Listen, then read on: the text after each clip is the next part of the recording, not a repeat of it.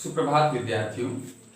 आज की तिथि है दिन शुक्रवार, अगस्त 14 सन 2020 ईस्वी। कक्षा 11 ICSE बोर्ड की हिंदी पाठ्य पुस्तक के गद्य खंड का पुत्र प्रेम शीर्षक से यह पाठ है, जिसकी रचना मुंशी प्रेमचंद जी ने की है। आज हम लोग इस पाठ के संक्षिप्त व्याख्या को समझने जा रहे हैं। चलिए शुभारंभ करते हैं। पाठ के चरित्र, जिनमें से कुछ मुख्य चरित्र हैं, कुछ निम्न चरित्र हैं। पहले चरित्रों के विषय में थोड़ा सा जान लेते हैं। बाबू चैतन्य दास, जो कि मुख्य चरित्र इस पाठ में है। बाबू चैतन्य दास पेशे से वकील हैं और चैतन्य दास जी ने अर्थशास्त्र का गहन अध्ययन किया हुआ है। अर्थशास्त्र के गहन अध्ययन का प्रतिफल यह निकला कि वो एक पैसा भी व्यर्थ में खर्च नहीं करते हैं। व्यर्थ को वो विष के समान समझते हैं और कभी भी 2 पैसे भी खर्च करने होते हैं तो वो 2 बातें सोचते हैं। पहली बात कि क्या इससे मेरा भला होगा, दूसरी बात कि क्या इससे किसी अन्य व्यक्ति का भला होगा। यदि इन दोनों में से एक भी विकल्प नहीं आता है तो वो खर्च नहीं करते हैं और बहुत ही बेरहमी से उस खर्च का गला घोटते। चलिए, दूसरा चरित्र है प्रभुदास। प्रभुदास बाबू चैतन्य दास के बड़े बेटे हैं, जो कि विद्यार्थी हैं कॉलेज में और BA की पढ़ाई कर रहे हैं। अब देखिए, तपेश्वरी बाबू चैतन्य दास की पत्नी है, जो कि एक गृहिणी है। अब यहां पर देखिए, डॉक्टर, इस कहानी में डॉक्टर की भी भूमिका है। शिवदास बाबू चैतन्य दास के छोटे बेटे हैं। वे भी विद्यार्थी हैं और कॉलेज में BA की पढ़ाई कर रहे हैं। दोनों के दोनों जो बेटे हैं वो एक श्रेणी कम या एक श्रेणी ज्यादा है, मतलब एक क्लास आगे और एक क्लास पीछे है। ठीक। उसके बाद एक और निम्न चरित्र है कि पिता की चिता लेकर शमशान आने वाला युवक, जिसके विषय में हम लोग कहानी में जानेंगे। चलिए आते हैं कहानी का शुभारंभ होता है कि एक बार प्रभुदास अपने कॉलेज की पढ़ाई को करके अपने पिता के घर आता है। पिता के घर आने के पश्चात पिता जो उनसे बहुत प्रेम करते हैं, हालांकि प्रेम तो बाबू चैतन्य दास, प्रभुदास और शिवदास दोनों बेटों से करते हैं, परंतु प्रभुदास के प्रति उनकी आकांक्षाएं बहुत प्रबल होती है। प्रभुदास एक दार्शनिक किस्म का व्यक्ति है, जो कि बहुत अधिक परिश्रम करता है अपनी पढ़ाई पर और अपने जीवन में कुछ बड़ा बनना चाहता है और जीवन में अपने कुछ करना चाहता है, परंतु भाग्य उसका साथ नहीं देता है और प्रभुदास जो है एक बार बीमार पड़ जाता है। बीमार पड़ने के बाद जब निरंतर उसे ज्वर आने लगते हैं तो डॉक्टरों की फौज भी खड़ी हो जाती है और डॉक्टर आते हैं, दिन ब दिन उन्हें दवा देते हैं, लेकिन ज्वर ठीक नहीं होता है। लगभग जब 1 महीना बीत जाता है तब बाबू चैतन्य दास डॉक्टर से कहते हैं कि क्या हो गया है भाई, कि ये बीमारी ठीक क्यों नहीं हो रही है, मेरा बेटा ठीक हो पाएगा या नहीं, इस प्रकार के प्रश्न पूछते हैं। तब जो है बाबू चैतन्य दास को डॉक्टर जो है वो कहते हैं कि मुझे तो लग रहा है कि ये बीमारी ट्यूबरकुलोसिस है। ट्यूबरकुलोसिस, जिसको हम लोग सामान्य भाषा में TB की बीमारी कहते हैं, वही बीमारी उनको हो गई है, क्योंकि उस बीमारी के सारे लक्षण हैं। तब बाबू चैतन्य दास निराश भाव से पूछते हैं कि क्या ये पूरी तरह से स्वस्थ हो पाएंगे। तब डॉक्टर उन्हें कहते हैं कि नहीं, मुझे नहीं लगता कि पूरी तरह से ये स्वस्थ हो पाएंगे। हो सकता है शारीरिक रूप से वो सक्षम हो भी जाए, परंतु मानसिक परिश्रम वे अब नहीं कर पाएंगे। मानसिक परिश्रम से परहेज रखना ही इनके लिए लाभकारी होगा। तब बाबू चैतन्य दास जी कहते हैं कि किसी सैनिटोरियम का अर्थ होता है कि पहाड़ी स्थान पर जो अस्पताल बने होते हैं उसे सैनिटोरियम कहते हैं। तब बाबू चैतन्य दास जी डॉक्टर को कहते हैं कि सैनिटोरियम भेजने से क्या कुछ लाभ होगा? तब वकील कहते हैं कि हाँ, इसके लिए सैनिटोरियम जाना बेहतर होगा, है ना, हो सकता है वहां पर जाकर के वे ठीक हो जाए।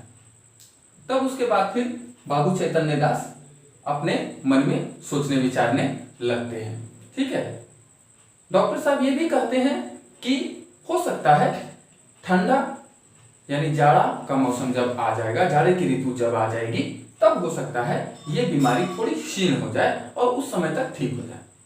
तब बाबू चैतन्य दास जी सैनिटोरियम भेजने का विचार त्याग देते हैं और जाड़े की प्रतीक्षा करने लगते हैं। जब जाड़ा का मौसम आ जाता है फिर भी ज्वर कम नहीं होता, बल्कि दिन ब दिन बढ़ते रहता है, तब बाबू चैतन्य दास जी और ज्यादा परेशान हो जाते हैं और वे कहते हैं, वे सोचते हैं कि अब तो इसका पूरा जीवन ही नष्ट हो गया है। ठीक है,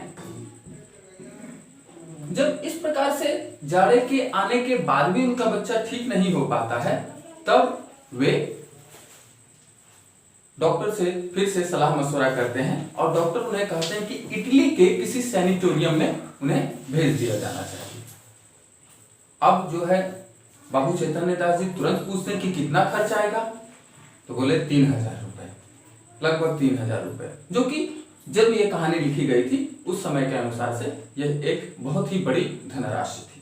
ठीक है, अब जब वे सोचने लगते हैं कि यदि 3000 रुपए मैं खर्च भी कर दूं और मेरा बेटा पूरी तरह से ठीक ना हो पाए तो व्यर्थ में धन गंवाने से क्या लाभ। अब इस विषय पर उनकी पत्नी जो तपेश्वरी है उनसे उनकी बहस हो जाती है। छोटा बेटा शिवदास पहले तो अपने पिता बाबू चैतन्य दास के साथ रहता है कि नहीं व्यर्थ में पैसे खर्च नहीं करना चाहिए, परंतु माता शिवदास को बहुत अधिक धिक्कारती है कि पैसे के लोभी होने के कारण तुम अपने बड़े भाई को मार देना चाहते हो। और इस प्रकार से धिक्कारने के पश्चात बाबू चैतन्य दास भी राजी हो जाते हैं पैसे खर्च करने के लिए। और जब तपेश्वरी अश्रु वर्षा करती है, आंसू बहाने लगती है, इसका तोड़ बाबू चैतन्य दास के पास नहीं होता है, इसलिए वो ये कहते हैं कि ठीक है, रो मत, मैं इसे भेज दूंगा। तो तपेश्वरी पूछती कि कब भेजिएगा? तब बाबू चैतन्य दास कहते हैं कि अभी नहीं, कुछ पैसे आ जाने दो, उसके बाद भेज दूंगा। तब तपेश्वरी कहती कि बैंक में तो अभी कुछ पैसा है, उससे क्यों नहीं भेज देते हैं? फिर से बाबू चैतन्य दास जी कहने लगते हैं कि एक ऐसे उपहार की आकांक्षा में मैं भेज दूं जिसका कोई सार्थक स्वरूप है ही नहीं। हो सकता है मैं पैसे खर्च भी कर दूं परंतु वो ठीक हो के ना आए। और इस प्रकार से जो भी हो, निष्कर्ष यही निकलता है कि प्रभुदास को सैनिटोरियम नहीं भेजा जाता है। कुछ समय बाद शिवदास को लंदन भेजे जाने के लिए बाबू चैतन्य दास पैसे जुटाते हैं और कुछ पैसे कर्ज भी लेते हैं और कर्ज लेकर बाबू शिवदास को बैरिस्ट्री की पढ़ाई करने के लिए लंदन भेज दिया जाता है। स्वयं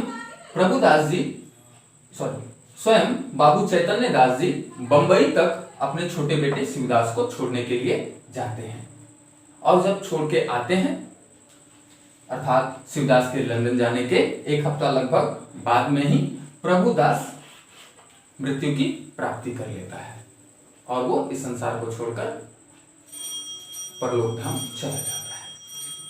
अब वहां पर जब बाबू चैतन्य दास मणिकर्णिका घाट पर जाते हैं दाह संस्कार को करने के लिए, तब दाह संस्कार करने के पश्चात चिता के पास बैठकर वो विलाप करते हैं और उनका मन भर आता है कि शायद मैंने पैसे खर्च कर दिए होते तो शायद मेरा आज बेटा जिंदा होता।